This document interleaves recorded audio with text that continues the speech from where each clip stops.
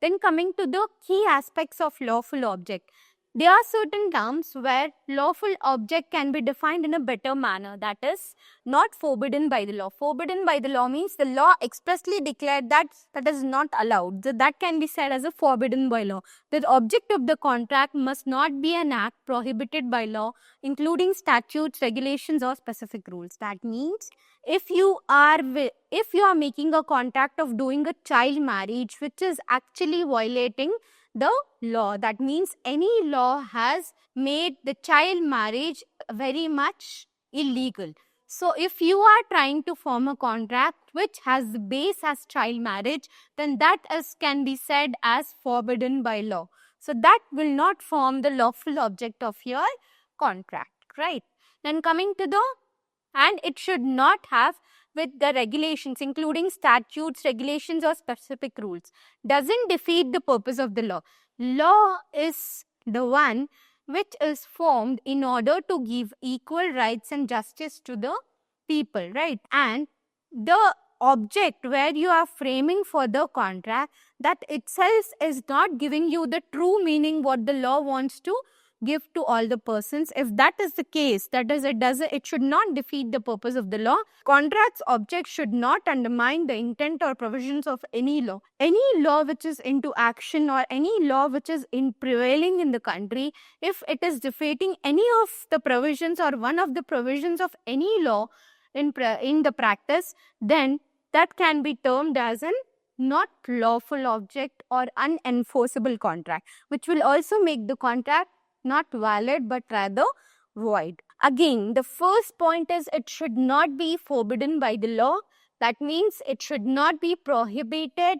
Rather, it should not undermine the intent or provisions of any law, right? Then the second point is about it should not be fraudulent. Fraudulent in the sense, if you are misrepresenting that these are the things you have to do. Suppose if any person doesn't know much about a law, and you are misrepresenting him by saying that if you do this, this is written in the law. So this is like you are giving the wrong information to the person who is doing some action. So that can be termed as a fraudulent action. So if any fraudulent action has been carried out by one person, the contract should not be designed to deceive or defraud others. So any contract should not be made with an objective of making defraud with the other person or deceiving him in any terms. If the object itself is to fraud or others or deceive others, then the contract cannot be valid as such, right? So, and the third point is about it should not involve any injury. Injury in the sense it can be a physical kind of injury or it can be a mental torture as well. So when you are framing the contract itself, if your object is to provide any kind of injury to the person who is the other competent party, then that doesn't involve, or that you cannot say that to be a lawful object, right? The contract should not cause harm or damage to individuals or their property also. As an individual, if you are giving a murder contract, that is not a lawful contract, neither enforceable. So it is causing damage to the individual or to the property, then that contract cannot be said to be a moral contract or an legal contract. Not immoral or against public policy. As I said, morals are a very much base of any law and also against the public policy. That means child marriages, illegal smuggling, all this come under the public policy. Agreements that are considered immoral or violate public policy are also deemed unlawful. So these are also said to be an unlawful contracts.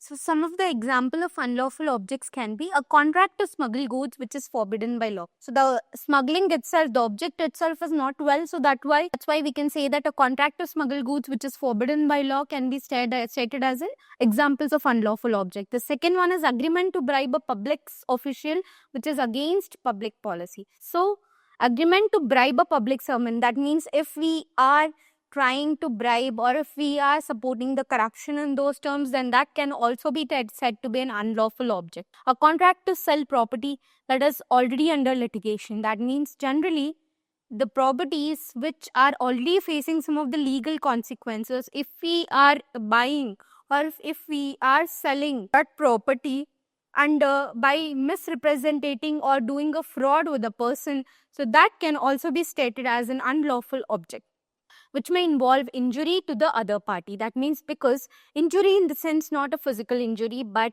his fame or his name, or it can also be that later on he has to bear the legal consequences after getting the right towards the land or the property. So that's why you are giving some harm or trouble to the other party by misrepresenting or doing a fraudulent kind of contract with the party with on the land which is already under some legal consequences or under litigation. Then coming to the last one, an agreement to stifle prosecution. Stifle in the sense, in order to get rid of prosecution. Some things which you are doing in order to get rid of the punishment or the legal punishment which you were about to face. So those agreements can also be considered as immoral. Bribing the people, by bribing the lawyers, by bribing the policeman, if you are getting rid or getting away of the prosecutions, then those can be called as stifling the prosecutions. That is the legal implications on you. If you are getting rid or away from the legal implications which is charged on you, then that can also be considered immoral or unlawful in nature. And that then cannot make the object of the contract to be a lawful one. Coming to the next one, after the fulfillment of all the terms, while at the time of agreement itself you are performing, you are stating all the terms, and if all the terms are fulfilled, then it can be said to be the performance of the contract. Performance of the contract refers to the fulfillment of obligations by parties involved as agreed upon the contract. It signifies the completion of duties. So it states that the duties whatever were decided at the time of contracts are completed, and responsibility outlined in the agreement. Essentially, it's when both parties do what they promise to do. So offerer has done his part, acceptor has done his part, both the parties have fulfilled their obligations, their promises, whatever they have made to each other, then that particular contract, along with the essential elements and also with the legal terms, if everything is in place and all the obligations on both the parties are fulfilled, then that particular contract can be said as the performance or completion of the contract, right? So it signifies, in the sense, the important part here is the completion of duties on the part of both the parties, right? And responsibilities outlined in the agreement. Whatever responsibilities, whatever duties, whatever obligations came along with the agreement, that needs to be fulfilled on the side of both the parties. Then only it can be said as a successful performance of the contract. Then, as we will understand each of the element in detail now. Fulfillment of the obligation. Performance involved carrying out the promises made by each party in the contract. So every party has to have those promises made by one party to the other party. Discharge of contract. When both parties fully perform their obligations, the contract is considered discharged or completed. Legal terms as discharge. In other terms, you can say it as completed. That means on both the parties' side, they have completed their obligations and the contract is considered discharged or completed. Then what are the types of performance? First one is the actual performance. Both parties fulfill their obligations as specified in the contract. Both have actually accepted it and they have actually done what they have accepted. So that can be said as an actual performance. Second one is the substantial performance. A party fulfills the contract with minor deviations. That means both of them, along with the mutual consent, they change some of the terms of the contract based upon the suitability of the situation. Then with minor deviations or minor changes, if they are able to perform the contract in a proper manner, then that can be said as in substantial performance. And the other party can't reject the performance outright. Because of certain change in the terms, the other party should not disagree, but he should also be having that mutual consent of providing contract in a specific manner. Along with a certain amount of deviations or minor changes, the other party is also able to understand that and he is accepting the deviations. Then it can be clearly said that the performance is not rejected and rather it is discharge. And coming to the partial performance, a party fulfills some but not obligations.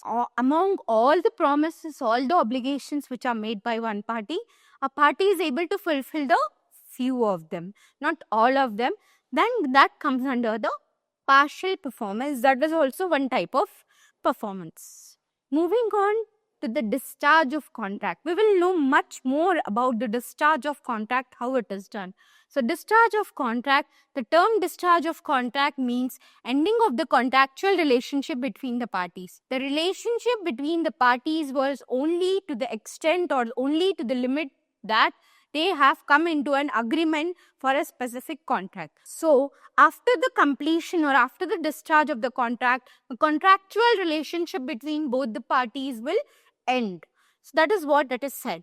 The term discharge of contract means ending of the contractual relationship between the parties. A contract is said to have been discharged when it ceases to operate. Ceases to operate means still it is not in continuation. It has come to an end. Right. When the rights and obligations created by the parties come to an end, whenever whatever options or whatever obligations are created for that contract come to an end, then that can be said to be a discharge of contract. A contract can be discharged if the parties mutually agree to terminate the contract. If one party is saying that I have completed the contract, but the other party is telling that no, still some things are left, then that cannot be said as a proper discharge, wherein both the parties should be having that consent of completion of the contract, then only it can be said to be a proper discharge of contract, right? So, and the contract will terminate or end there, where both the parties have to be satisfied with whatever obligations have been stated and whatever obligations have been received. If both the parties are okay with all those things, then the contract will come to an end or it can be terminated. Also, there are different methods through which contracts can be discharged. In this article, we will discuss the different methods of discharge of contracts. So we will understand how we will discuss or how we will discharge the contracts in different manner, right? We will understand it in some way.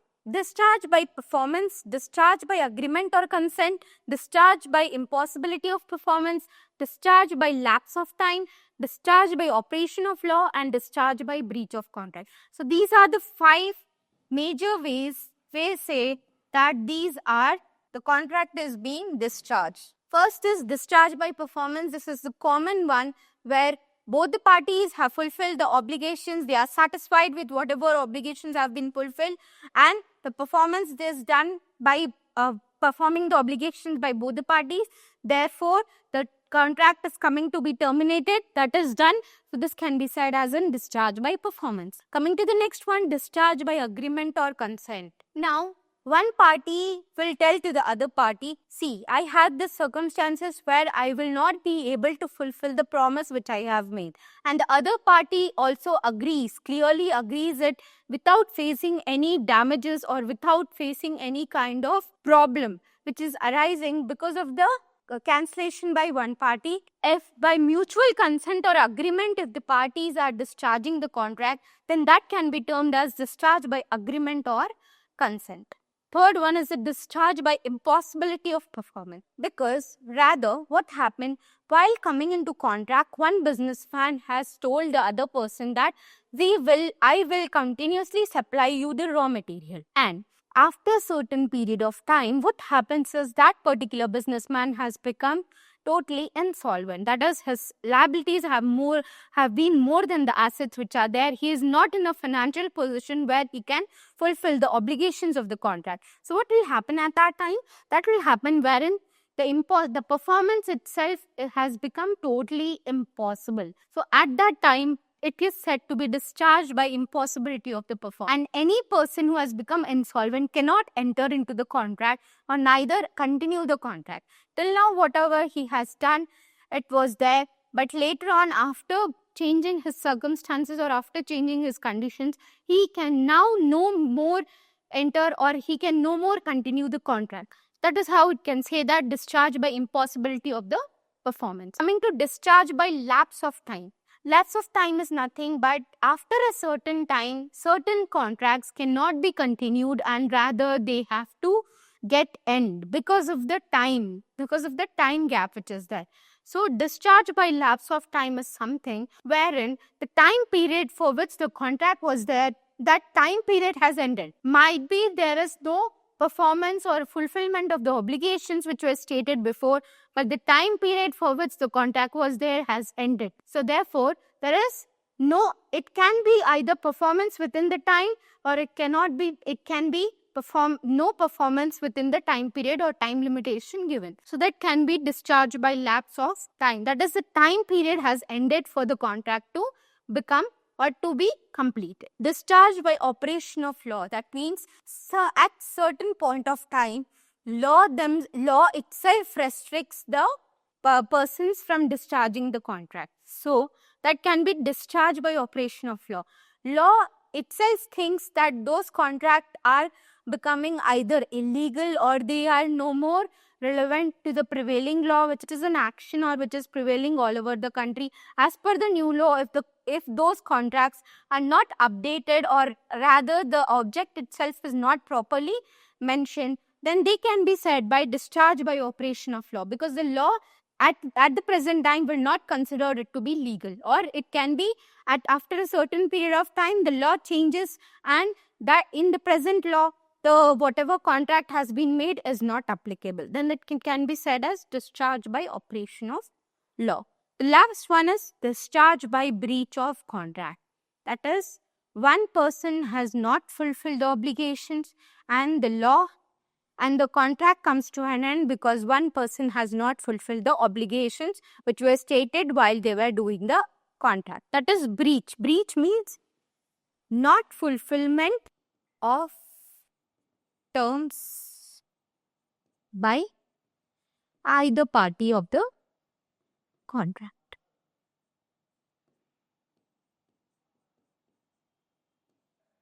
This is how we can say these are the various ways in which the discharge of contract can happen. It can happen either by performance, it can happen by agreement or consent, it can happen by impossibility of performance, it can happen by lapse of time, by operation of law, and also by the breach of contract. So breach of contract occurs when one party fails to perform their obligations. This can be total or partial. As I told you, it can be from one party or it can be from both the parties, and may result from non-performance. Non-performance means they have not completed the terms of the contract. Delayed performance, that is, they have done the performance but not within the time period, or inadequate performance. That means some terms have been fulfilled and other terms have not been fulfilled, depending upon the contract specifies. That means whatever contract, depending upon the nature of the contract, how it got breached, it can be partially, it can be fully, it can be delayed, anything can be there. So, which will in total make the contract a breach of contract. Then, what are the remedies for breach of contract? When a contract is breached, remedies may include damages, specific performance, or rescission. So, in case the contract becomes breach of contract, then what are the parts of remedies, in the sense, whenever we are facing a injury, we will go to the doctor for understanding what are the precautions we can take, or not precautions exactly, what is the treatment which we can take in order to get rid of that injury. So the same thing is, whenever the contract is breached, what is the treatment or what are the remedies available with the party who has suffered a loss? So these are the remedies. First one is the damages. He can claim monetary damages from the party who has breached the contract. Specific performance. He can compel the other party to do it by hook or crook. So that can be said as a specific performance or rescission. Rescission in the sense complete cancellation of the contract. That can also, these are the three basic remedies which are available when a breach of contract happens. Damages are monetary compensation for losses, while specific performance mandates the breaching party to fulfill their contractual obligations. Rescission cancels the contract altogether. So these are the three remedies which are available with any person who has suffered a loss because of the breach of contract. So all three can be applicable or either of one can be applicable.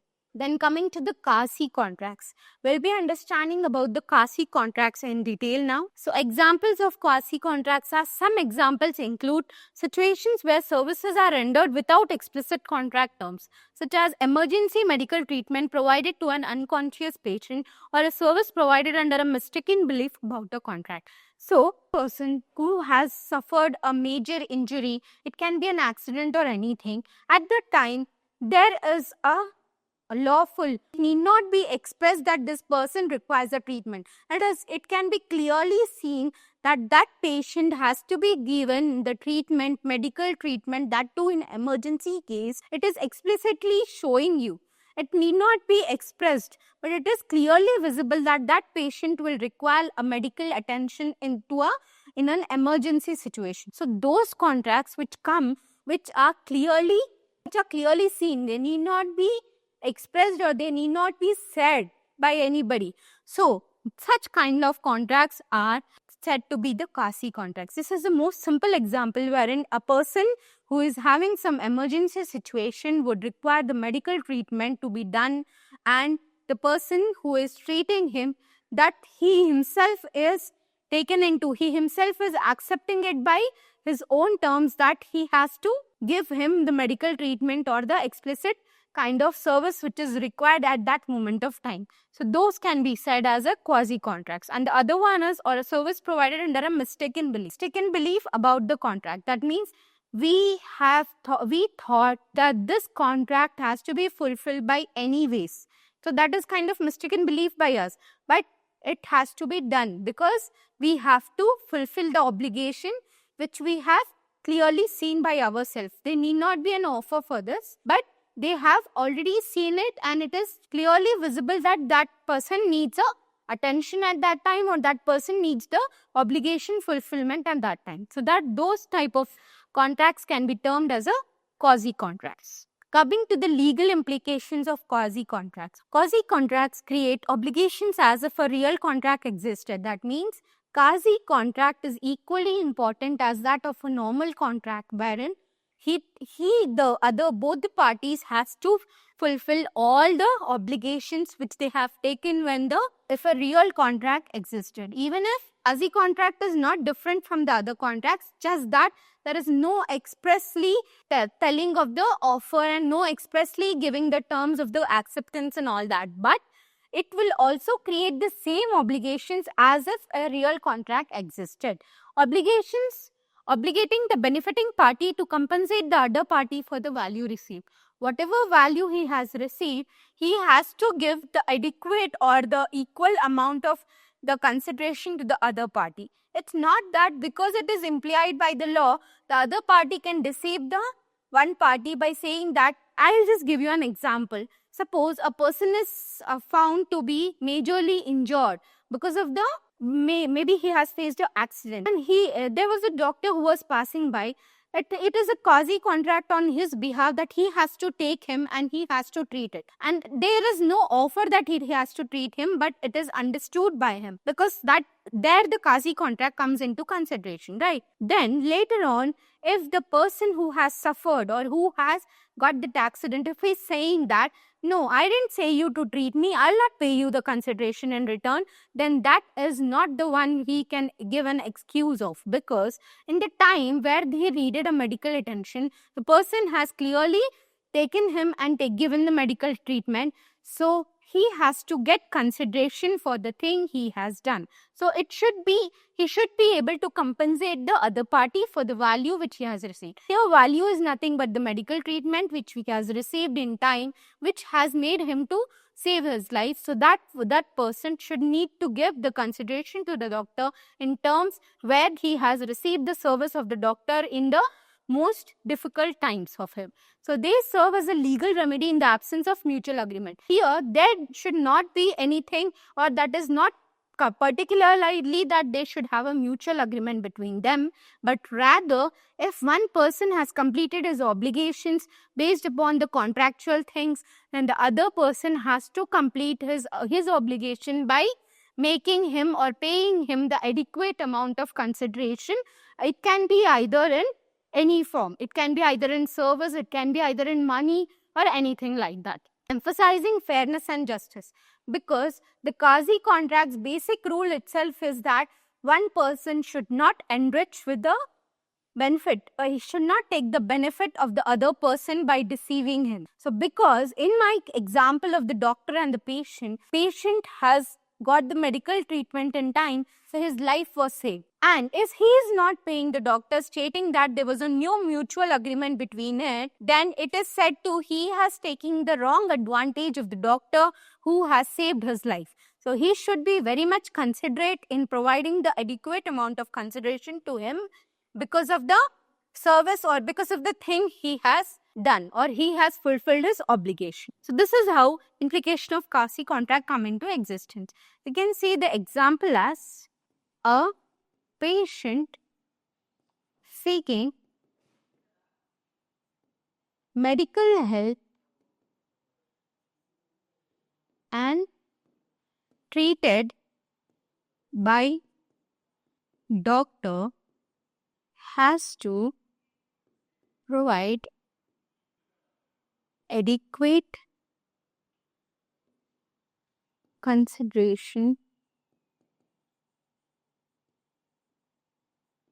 once doctor fulfills his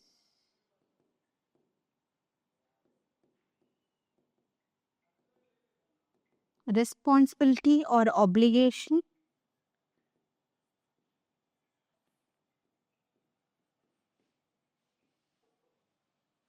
treating him. So this is how, that is the legal implication of quasi contract. So coming to the conclusion part, understanding the law of contract is vital for ensuring that agreements are enforceable. That means here the major term here is the agreements should be enforceable and equitable. That means they should provide equal opportunity to both the parties in completion of the obligations as well as the completion of the consideration and all that. Key components like offer, acceptance and consideration underpin the validity of contracts. That means they have to be essentially there in order to fulfill the contracts with a greater validity. Alongside capacity, consent and legality, these are also very much necessary. Mechanisms for enforcing rights and remedies for breaches ensure fairness in the transaction relationship. If we got to know that these are the implications which are available with us when we are facing those things, like in the contract, if we know that if we breach it, these are the remedies available with the suffered party, or these are the terms which are there for the contract, which will definitely guide us to maintain the fairness in the transaction, whatever we are doing. Because contractual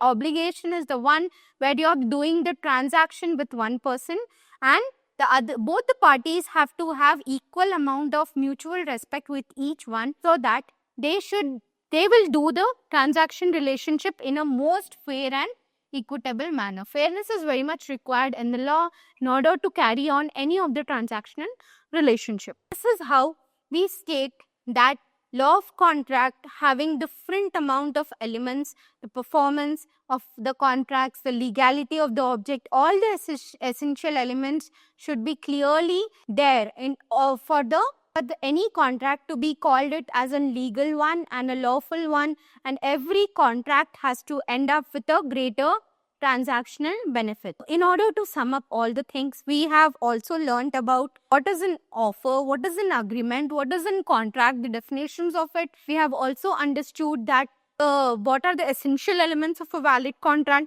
Essential elements of the valid contract we have understood in detail, that too with examples, and how these essential elements are very much needed for any contract to be called as valid. I have referred to the key things which can be calling that contract to be a valid one. What is a void contract we have read about, the void contracts, examples of the void contract we have read about, and what will make the particular contract into void, examples of the void contract, unlawful object, what are the key concepts which will cover the unlawful object, and we have also read about how to discharge the contract, what are the various terms by which the performance can be measured of the contract, performance of the contract, discharge of the contracts, breach of the contract. In case any of the party is not fulfilling the obligations of the contract, that leads to the breach of contract. If breach is happening, then what are the remedies available with the breach of contract, etc. These are the things which we have read in the chapter.